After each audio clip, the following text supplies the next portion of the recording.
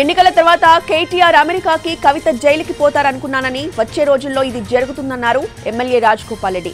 కేసీఆర్ దగ్గర 1,00,000 కోట్ల అవినీతి సొమ్ముండొచ్చని, కానీ ప్రజలు తలుచుకుంటే ఫామ్ హౌస్ దాటి రాలేరని పరిస్థితి వచ్చిందన్నారు.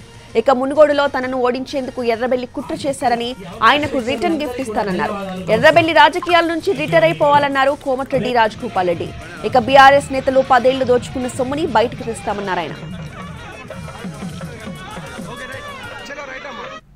ఎన్నో ఆశలతో తెలంగాణ వస్తే మా బతుకులు బాగుపడితే మాకు ఉద్యోగాలు వస్తాయని చెప్పి ఉద్యమంలో ప్రాణాలు మరిపోయి ప్రాణాలు అర్పించి సమ్మె చేసి తెలంగాణ తెచ్చుకుంటే గత పాలకులు ప్రతి ఒక్కరిని మోసం చేసింది.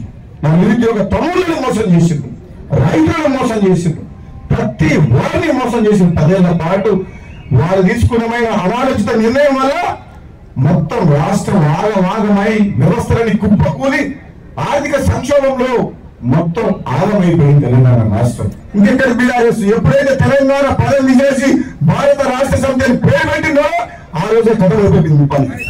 అదే బీఆర్ఎస్ పార్టీ ఉండదా? తెలంగాణ వదిలిస్తావా? ఏం చేసిందో ఎక్కడ తీసుకెళ్ళి చూసింది.